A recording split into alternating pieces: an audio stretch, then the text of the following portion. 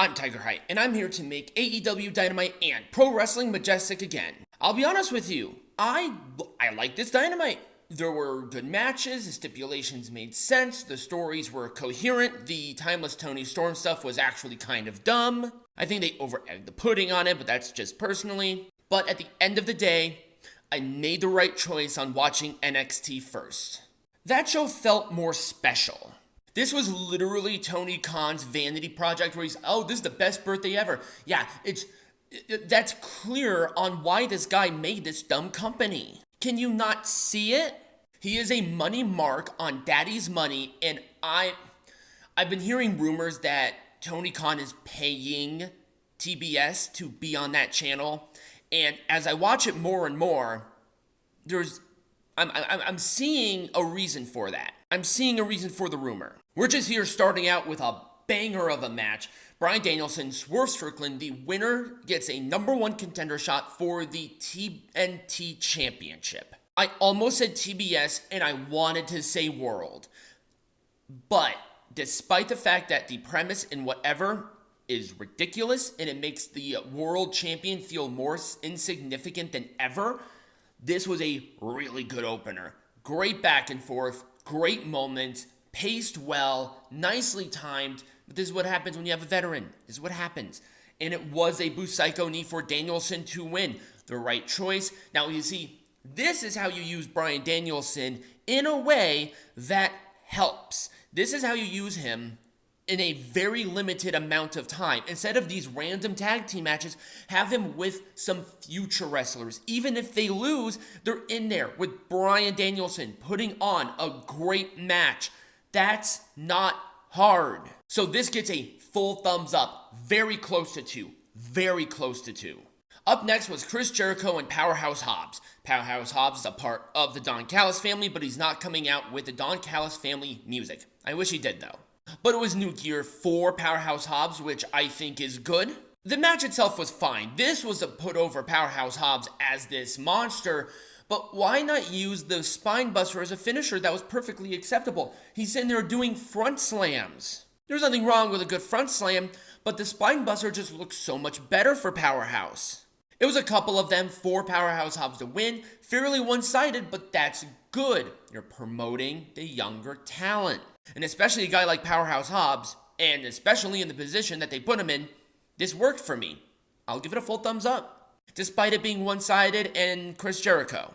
So the original match was going to be Rey Fenix and Jon Moxley for the International Champion, but because Moxley is still out with his concussion injury, good job, we actually have Orange Cassidy instead. But I just didn't find the graphic in time, nor did I want to because I don't care. The match was fine. I've seen better from these two. Rey Fenix was the transitional, but that's what happens when you aren't supposed to win the match. But because you don't know how to do a pile driver, you injure essentially a draw here. And Orange Cassidy won with a orange punch and a mouse trap. So Orange Cassidy is the champion again. I think that was 100% the right call. But what I really liked is the difference in reaction with the first title win from Orange Cassidy to this one. There were subtleties here that I thought that were actually quite impressive.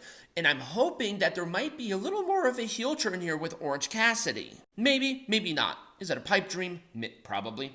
It was fine. Orange Cassidy thumbs up, ironically. So a match because we needed to do a match. Jay White and Hangman Page. The match was actually fine. I liked it. But we got to talk about the thing. Good match. It was a roll-up with Trunks for the win. I'll give it an Orange Cassidy thumbs up. And I'm going to give it an Orange Cassidy thumbs up because the promo after, not a great look. Look, I get that you want to be heels, and that's all well and good.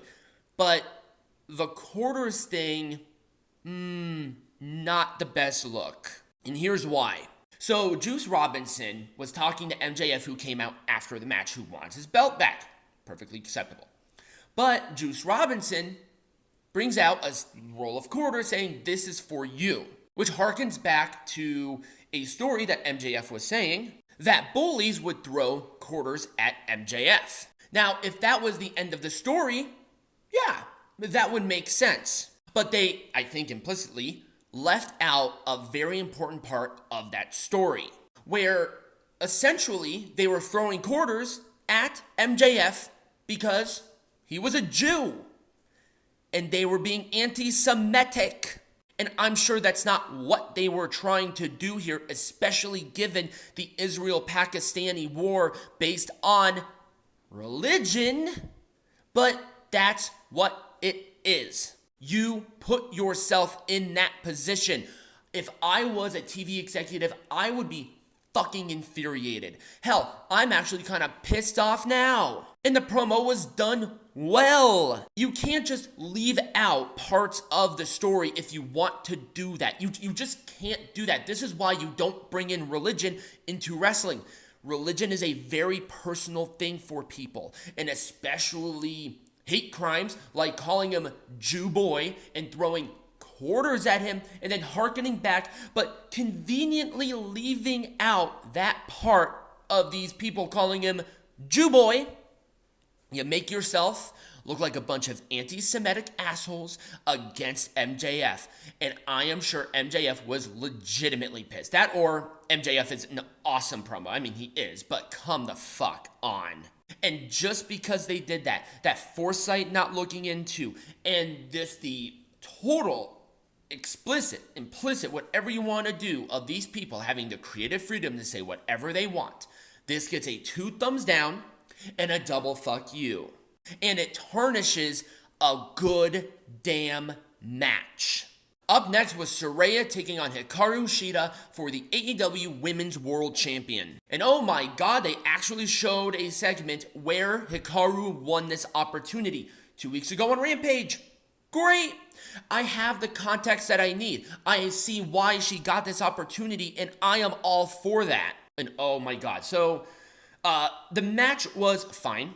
Saraya, this title reign has been awful. She had one other title defense. She was off of TV for weeks. Now she's here, and then she lost. That's brilliant. And it was a roll-up cover for the win. Hikaru Shida was hit with 2 of her little DDT thingies and a spray to the face, and Saraya still couldn't get the job done. Burying Saraya right out the door. I don't know if she's leaving. She should, though, after that. But Hikaru Shida is now a 3-time Women's World Champion. I like the majority of the match, so I'm going to give it an Orange Cassidy thumbs up, and that's being nice. I keep forgetting about this match. Wardlow versus Matt Sydal. A bunch of powerbombs for ref stoppage. It gets a thumbs down. Not even a fuck you, because I don't even think Wardlow wants to be there. Fuck, I wouldn't. And in our main event, Adam Copeland making his in-ring AEW debut against Luchasaurus. The pre-match promo from Christian, obviously bringing up Beth and the daughters and all of that fun stuff, and people were kind of silent because the whole shtick is, to be honest with you, getting kind of old. Copeland was having none of it. His offense looked kind of weak other than the spear. Luchasaurus, God bless his soul, was trying his best. And it was a spear for the win. Very underwhelming for the debut, apparently, of a game changer. Orange Cassidy thumbs down. And then this messy-ass brawl after the match where you had Bryan Danielson helps after the attack started with Christian Cage and Nick Wayne and Luchasaurus. Then you had Blackpool Combat Club come out to help his friend. Then Mogul Embassy because they're having a match on Rampage. Then Hangman Page comes out and everyone's just attacking each other. And it was an absolute mess. Ugh.